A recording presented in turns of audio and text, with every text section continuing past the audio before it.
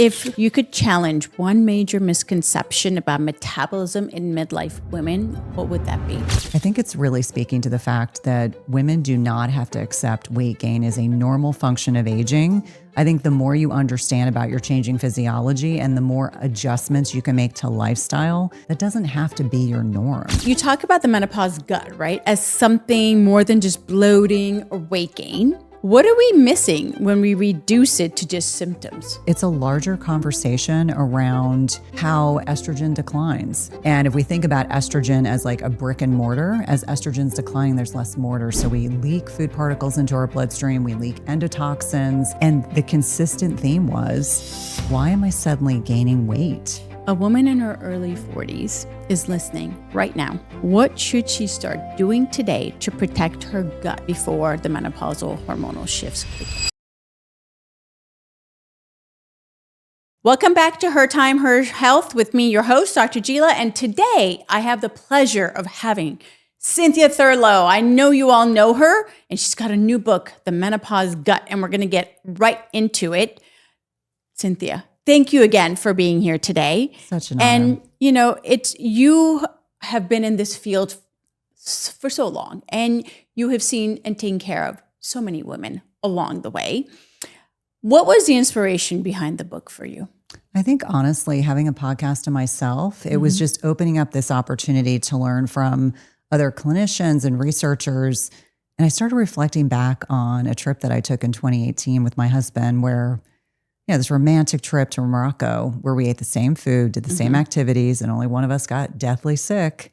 And so I started to think, what's changing in the gut microbiome as we see declines and alterations in hormones and changes in neurotransmitters. And so that was the premise to better understand. But through the podcast, I started asking guests. I was like, help me understand what's changing the immune system. Help me understand what's changing to nitric oxide production. All of these kind of questions that I had in my head. And so from that, you kind of jumped out this idea of let's talk about what's changing the gut microbiome as we are transitioning into middle age. Yeah. You talk about the menopause gut, right, as something more than just bloating or weight gain.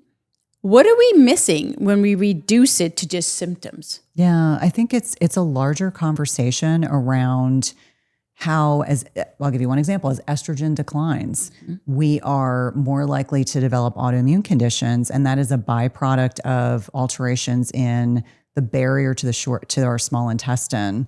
And if we think about estrogen as like a brick and mortar, as estrogen's declining, there's less mortar. So we leak food particles into our bloodstream, we leak endotoxins, bacteria, other things that don't belong. We trigger an immune response. So it's understanding that as this is changing, we get alterations in insulin sensitivity. So it's not just about muscles, it's alterations in short chain fatty acids.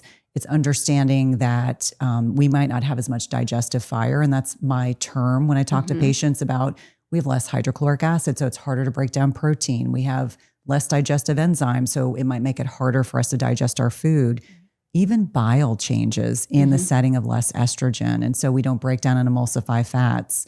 And so all these things can change the way food moves through our digestive system and how we interface with food. And it's so much more than just, I get bloated. It's like a larger conversation because the bloating is a symptom that something's not working quite as efficiently.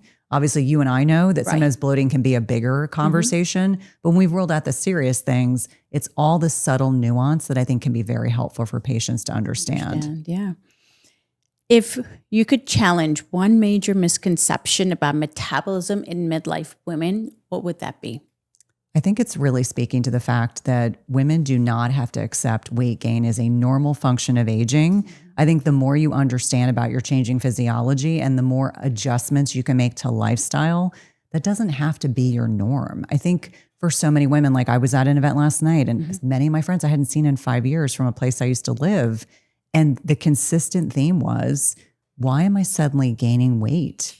And so they're hearing from their providers, oh, it's just a function of aging. I'm like, no, but if you really explain to them what's happening, like you're losing muscle mass, which means you're losing insulin sensitivity, you're getting changes in these hormones.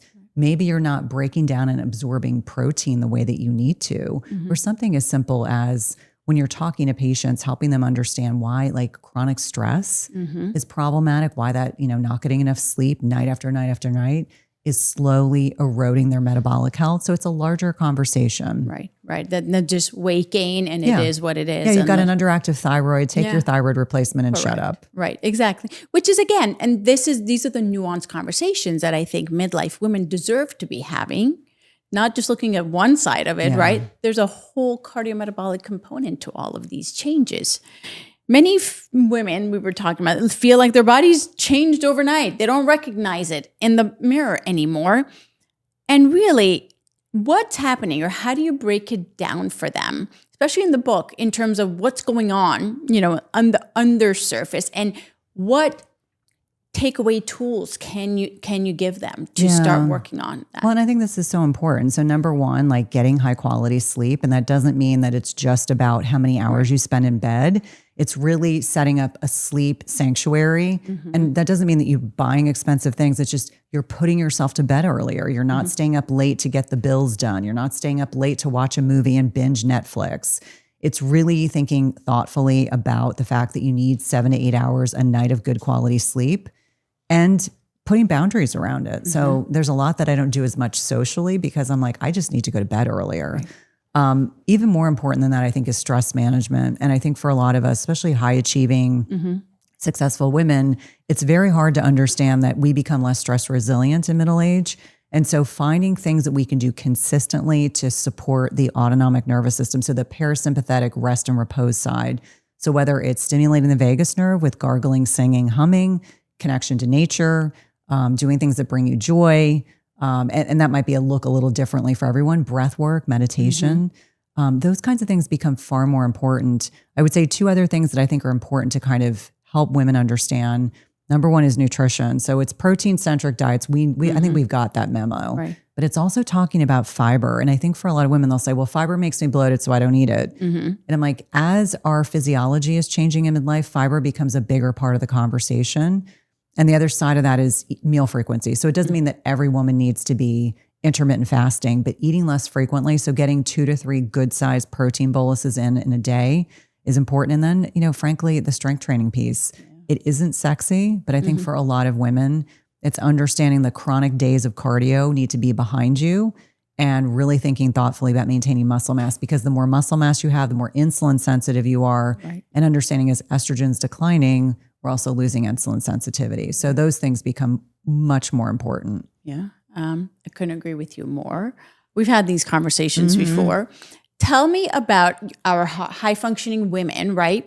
And they're go, and they're trying to do all the things right. What are they getting wrong? What are they missing? No, it's the stress piece, because I think the one thing, Jila, that I really was surprised by when I was looking at the research is how chronic stress rewires our nervous system. So, whether it's adverse childhood events, whether it's just someone's gone through a divorce, someone has a really stressful job, someone in their family gets sick, stress is corrosive over time. So like acute stress, if we measure our cortisol levels right now, I'm sure they'd be up a little bit because we're engaged in this conversation, we're excited. That's not what I'm talking about. I'm talking about the pervasive, corrosive nature of cortisol, which over time is catabolic, breaks down muscle, can lower our immunity, can lead to leaky gut. We're 4 to 5 times more likely to develop autoimmune conditions in midlife. And so it's that stuff. And it also ages our ovaries. So I think that piece of it, when I read that research and the research around that, I was like, okay, our ovaries are the most mitochondrial dense organ in our bodies, and stress can age them faster. Like that to me was fascinating. Right. That's all those type A women, super go. I'm curious how many of them, if they've had maybe high ACE scores or they've had some significant trauma, how many of them are going into menopause before 51? 51, yeah. Because I see a lot of them in their 40s. 100%. And we're seeing more and more of them, unfortunately, especially with the whole, having children later. So they're going from postpartum to perimenopause, menopause. There is all of those stressors that definitely are playing into that package right there.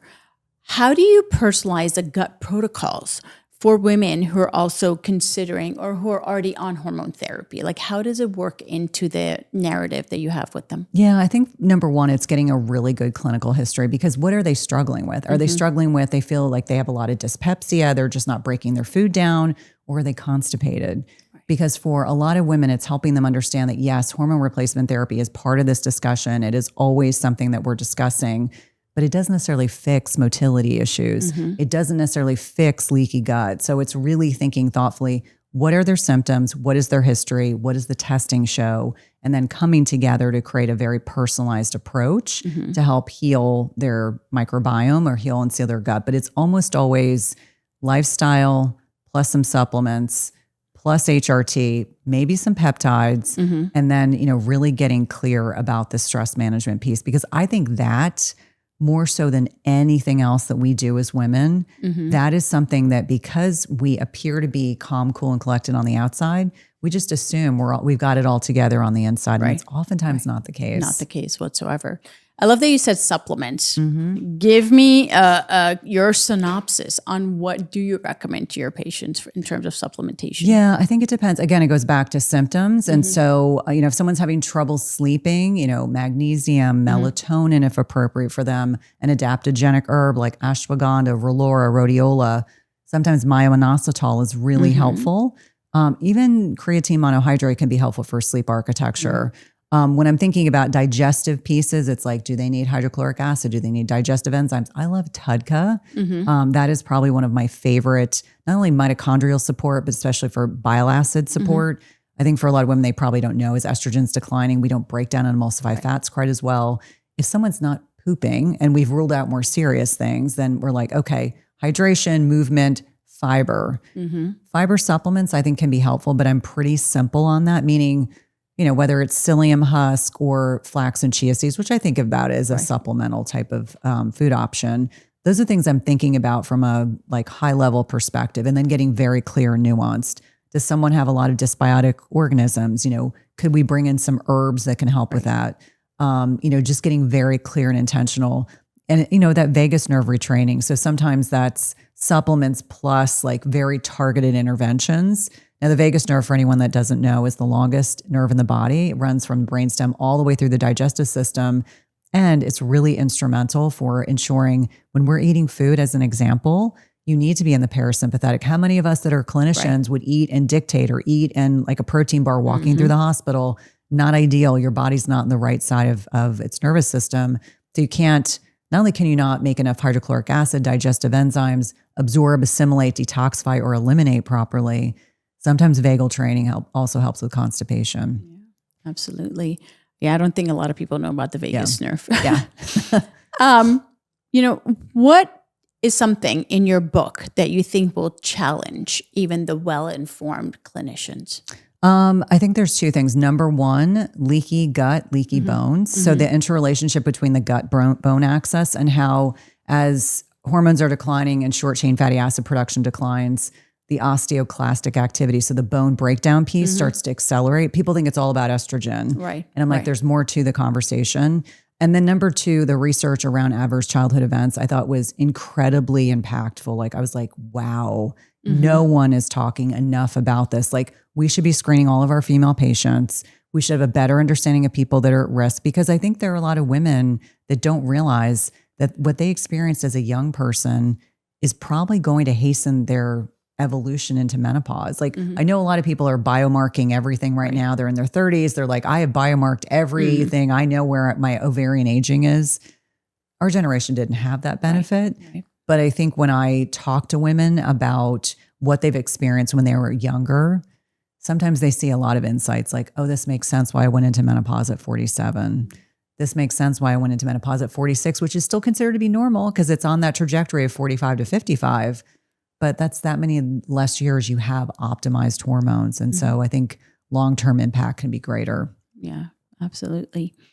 So if a woman in her early 40s is listening right now, what should she start doing today to protect her gut before the menopausal hormonal shifts kick in? I would say, you got to be more diligent about stress management. I think that I would be suggesting, if you're starting to feel the effects of lowered progesterone levels in your luteal phase, the week or two before your menstrual cycles, please ask for oral progesterone to help with your sleep, anxiety, depression, etc.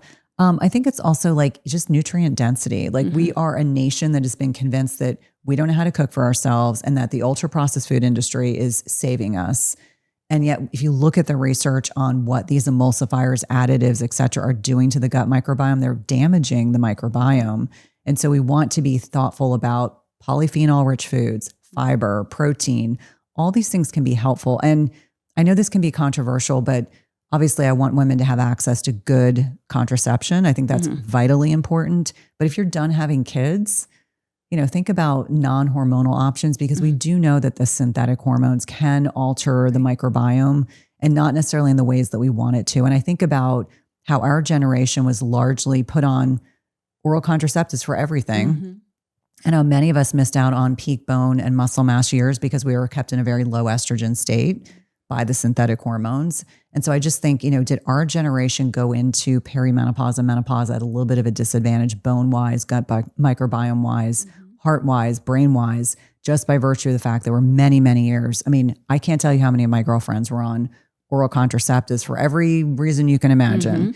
And I'm not at all saying that women shouldn't have good access to care, but I just think those thoughtful, like a little more thoughtful intervention to those conversations about, do you need to be on oral contraceptives for 20 years? Like maybe it's 5 years. Right. And then we work on gut rebuilding. But those 20 years, the women that were on it till they go through menopause, like they've been on it since they were 16, maybe that's not the best choice. Right. I agree with that completely. So where can our audience find out more about you, about the book, and where can they learn more? Yeah. So website's probably the easiest place to go to, www.cynthiathurlow.com. At the top of my website is a little banner you can click to get access to the Menopause Gut. We have a lot of book bonuses, like things you actually want, not another pantry guide or some, miscellaneous thing that you don't need. I'm active across social media, probably most active on Instagram, although my team would like me to be more active on TikTok. And Substack is a passion project, as well as my podcast, Everyday Wellness. Amazing. Thank you again so much for being here with us today. Thank you. Absolutely.